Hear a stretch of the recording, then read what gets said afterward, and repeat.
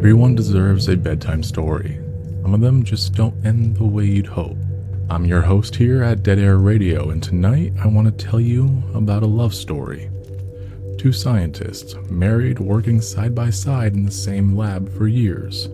So immersed in each other's lives, they even named their life's work after both of them. One morning he was standing next to her, and then he wasn't. The Foundation classified what happened next. They sealed the file. They told his wife to go home. She wouldn't listen. So settle in and turn the lights down low. Put on your headphones if you have them. And whatever you thought you knew about Dr. Robert Scranton, you're not even close. You are listening to Dead Air Radio, where we tell stories pulled from the SCP Foundation, Parawatch headquarters, and the deepest corners of the internet. If that's your frequency, hit the subscribe button and ring the bell. It keeps the signal alive, and we appreciate the support. Now, let's talk about Dr. Robert Scranton.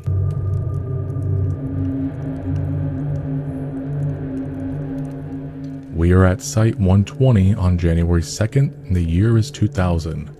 This is a classified Foundation research facility. Robert Scranton was 39 years old, and by all accounts, he was a man who had everything. He was a world-class physicist. He was respected by all his peers. But most importantly, he was deeply in love with his wife, Dr. Anna Lang. She was his equal in every way.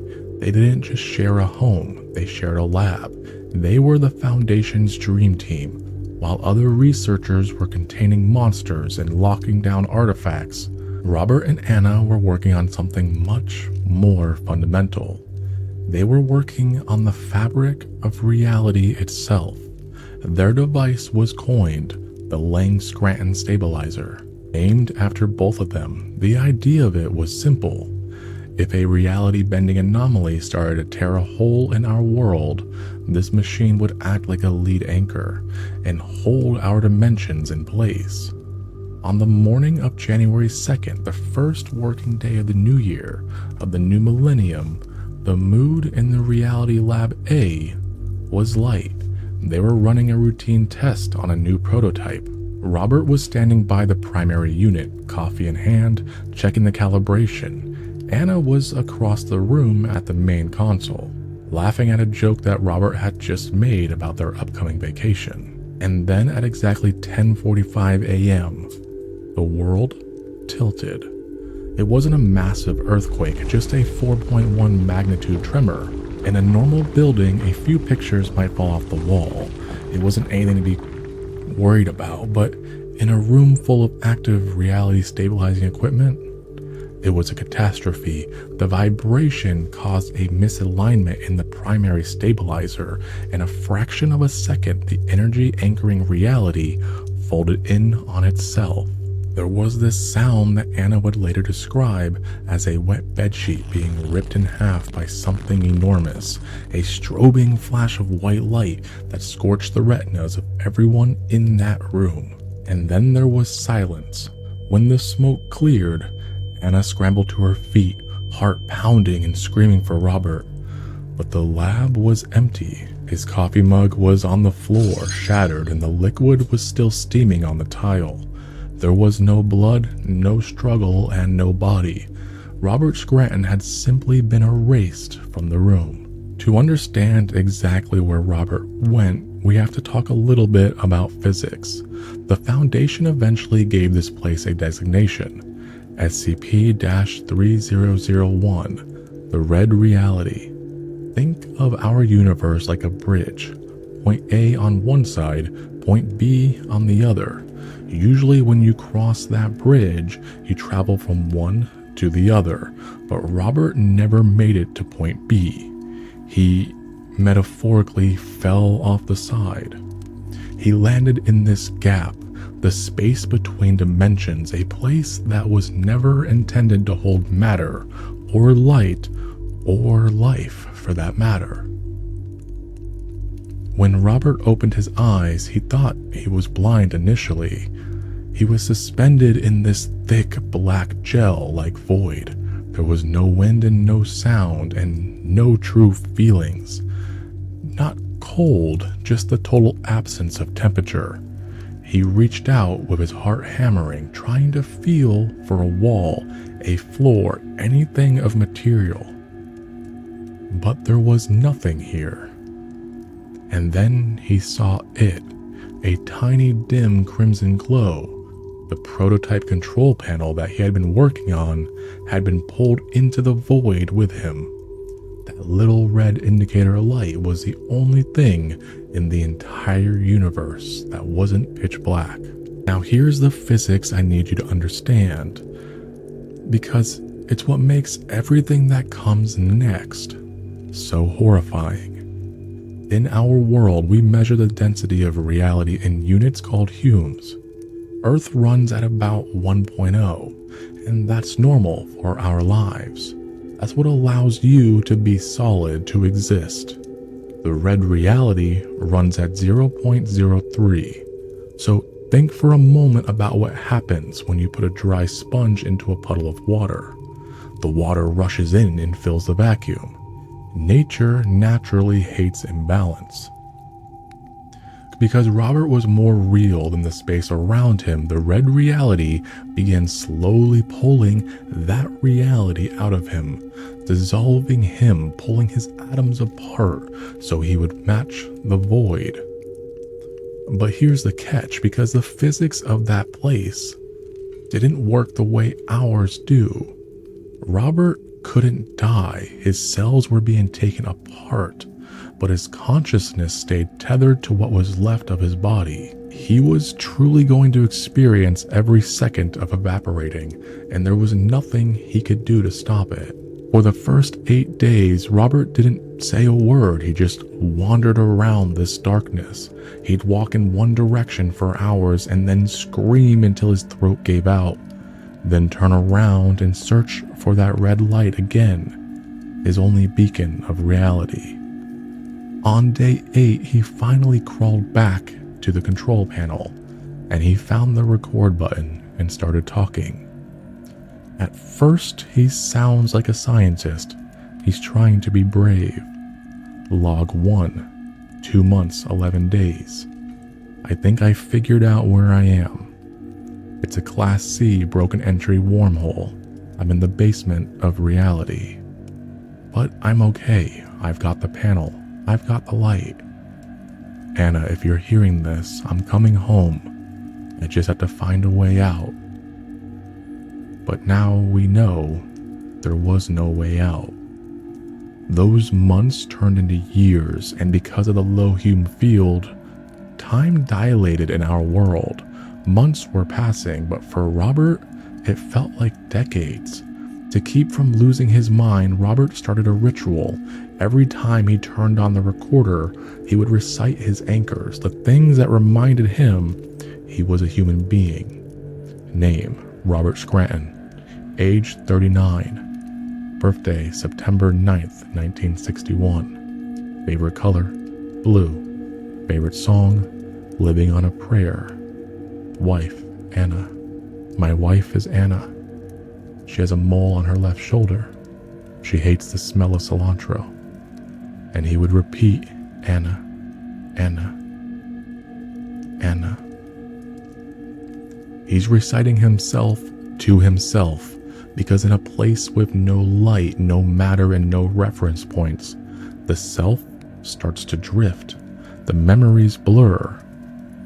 You have to hold on to them the way you'd grip a rope in fast water. But as those years stretched on, his voice began to change, thinner and more fragile. The dissolving was becoming visible to him, and he recorded a log describing looking down at his hands in that red light. He stated that his hands, his skin was translucent, gray like smoke that hadn't fully decided to stop being a person. He could see his bones, but even the bones looked like they were made of wet salt. He became so terrified of floating apart that he took the wires from the control panel and what remained of his own thin tendons, and he tied himself to the machine. He lashed what was left of his body to the only real thing in the universe. The man and the machine were merging into one artifact. While Robert was coming apart in the dark, we have to talk about what was happening back at Site-120. Because Anna Lang didn't grieve the way people expected her to. She didn't cry at the funeral, because there was no funeral, and she didn't clean out his desk. She didn't take down the photo of the two of them at their research posting in Iceland. The one where they were both laughing because Robert had just dropped his badge in the Ford and hadn't noticed it yet. She left everything exactly as it was because Anna refused to accept that Robert was gone. Not out of denial and not out of grief, but out of certainty. She told her colleagues, if he was dead, I would know. I would feel that silence, but I don't feel it. I feel tension like a wire that's been pulled too tight and hasn't quite snapped yet. For 6 years, she barely slept. She moved into the lab. She argued with the Foundation's ethics committee for more funding and more equipment, more power. She rebuilt the stabilizer technology from scratch. In fact, it was even better than before. She was trying to find a way to ping the void, to send something in. The other researchers started to pity her. They called her the widow of Site-120. Of course, they all did it behind her back. They thought she was chasing a ghost. But she wasn't chasing a ghost. She was right. There's a small detail that gets buried in the Foundation's internal reports that I think deserves to be said out loud.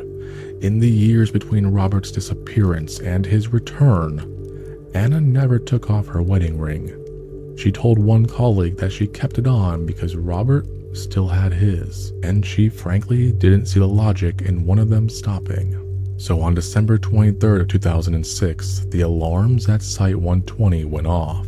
A massive energy spike hit the center of Reality Lab A. Security teams flooded in the room, and Anna was the first one through that door. The room was filled with this thick ozone-scented mist, and there on the floor, in the exact spot where Robert had vanished 6 years earlier, was a heap of metal. The prototype control panel, rusted, bent, and covered in this thick, viscous reddish-gray sludge. Anna ran to it. She didn't see Robert. She saw the machine. She saw the red recording light still blinking. She reached down and stopped the sludge. It was warm and it was moving. Not a liquid and not a solid. A vibrating, semi-transparent, massive gray-red matter clinging to the control panel side, like it was the only real thing in the universe. Because to whatever was left of Robert Scranton, it was. And there lying in the center of that mass, half submerged in the sludge, was a silver wedding band. Anna ordered an emergency DNA analysis, and she sat on the floor of the lab, back against the wall, staring at the ceiling while the machines ran. She was hoping it was alien residue. Engine lubricant from the other side, really anything, and the technician who read the results couldn't speak. He just handed her over the clipboard. The sludge was 100% human biological tissue.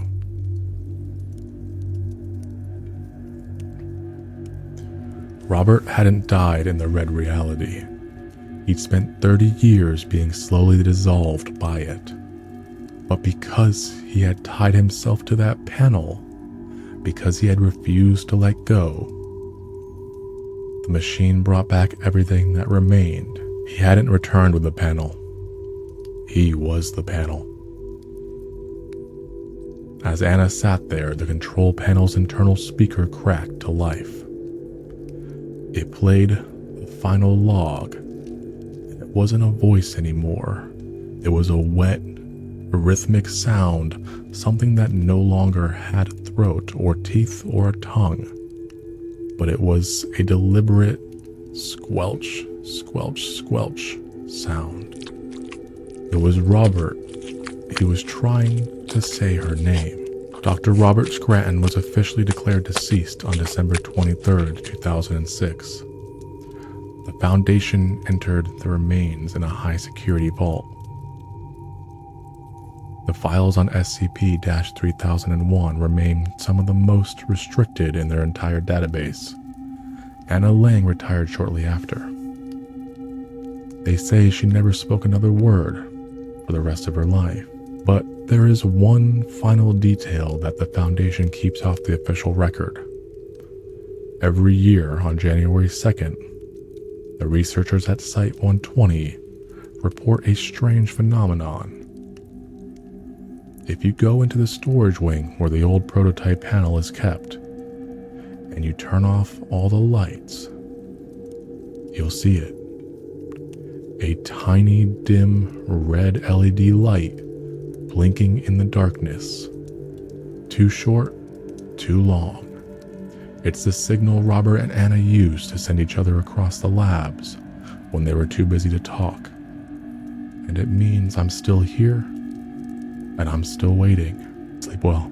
If you guys are not ready to turn the lights back on just yet, good. Click the next video on your screen, right here.